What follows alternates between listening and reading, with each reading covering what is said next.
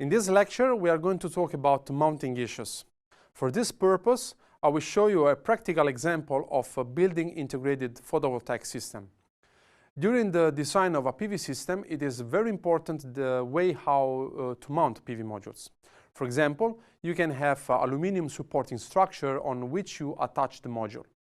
As you can see in the picture at the bottom right, nowadays in the market there are some specific tiles for the roof with the typical shape of standard tiles, but then also embedded with metallic structures onto which aluminum frame can be mounted, and on top of them PV modules can be placed. Basically, there exist mounting frames of all types.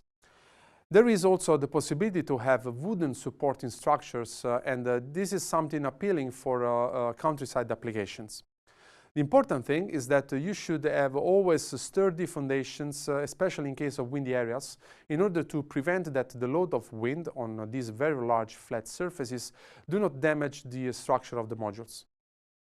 Once the support structure and the frames are settled, the next step is to choose the appropriate electrical connection technology. Different choices are available. For example, the screw clip to use with the cable and the sleeve, or the screw connection with the cable terminal, or even the spring tension clip. In general, the externally insulated plug-in connector is the most widely used nowadays, which is designed for outside usage, such as underwater during rainfall. Now, I'll show you a couple of pictures of a building integrated photovoltaic system of 6.9 kilowatt peak realized in Slovenia as an example. This is the same building that you have seen in the previous video, and it refers to a TT earthing topology with an equipotential bonding bar. First, the engineers started with the top view of the environment surrounding the building. They individuated the south, and you can see that the roof of the building is not perfectly aligned with it. The part of the roof covered with the PV panels was formed by means of a simple energy algorithm, and the area available is around 100 square meters. The modules used are shown in the next slide, and to cover this surface, 120 of them are required. The PV module choice is something that has to do with the budget, available area, and the calculated energy yield.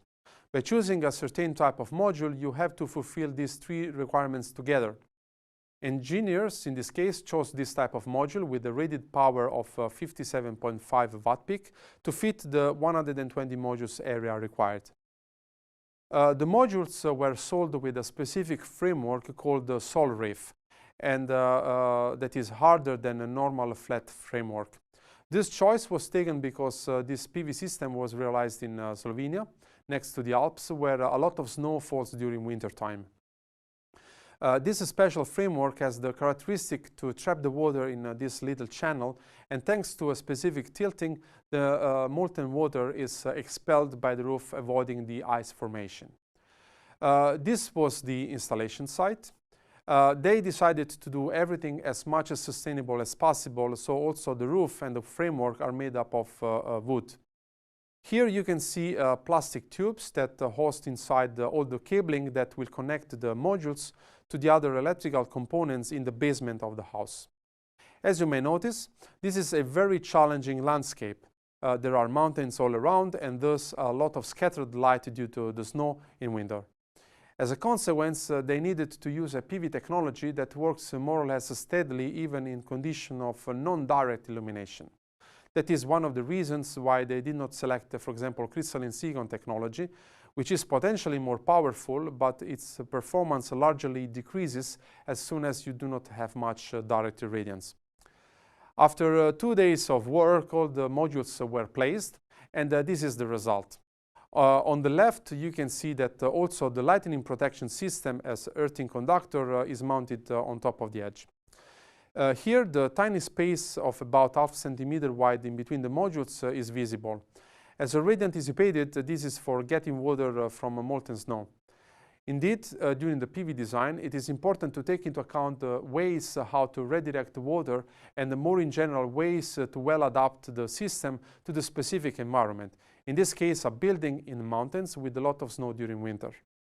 On the back side of few selected modules, they were also installed the thermocouples to monitor the temperature and send this data to the inverters, which can accept sensor cables in order to take into account the temperature of the modules. They also installed a wind and an irradiation sensor that are here highlighted. This is the schematic now of the 120 PV modules posed on the rooftop. To fulfill the 6.9 kilowatt peak, they chose 3 inverters rated 2.5 kilowatt peak at the DC side. Hence, the matrix of the PV modules was divided into 3 parts. As you can see from the representation of the inverter, each inverter has 4 cables coming in at the DC side, meaning that it can host 4 strings of modules. Here, the subdivision in strings for each of the 3 parts composing the PV system is depicted. You can recognize G1, G2, G3 and G4 in blue, and these 4 strings of 10 modules each come as input in the 2.5 kilowatt peak inverter. All these cables enter the house and go all the way down in the basement. Now, I want to point out that in normal household, you have around 3 or 4 kilowatt peak, and hence you are still allowed to use a monophase circuitry. However, for a bigger PV system such as this one, technically you can still use one phase to be connected to the grid, but then in certain moments you will need to feed so much power on only one phase that the other two would be unbalanced. Therefore, there are rules that state that above 3-4 kilowatt peak installation, you are advised to make a circuitry with the 3-phase installation. Here we have the 3 single-phase inverters, and below them there are the web box for monitoring of all the measured parameters such as wind, irradiance and temperature. Then we have the AC and DC cabinets. The latter receives the cables directly from the roof, and that's the input for the 3 inverters. On the other hand, the AC cabinet has cables coming from the inverter and cables that are going outside to the building. On the left, you can see a web box for monitoring all the parameters measured. Indeed, wind, irradiance and temperature cables arrive here. Let's have a look inside the DC cabinet. All these cables on top come from different strings. Then the positive extremities go into the junction terminal, while the negative into the DC fuses and then to earth. So basically here strings are brought together, and the outputs are these 3 pair of cables, which are the DC side of the inverter.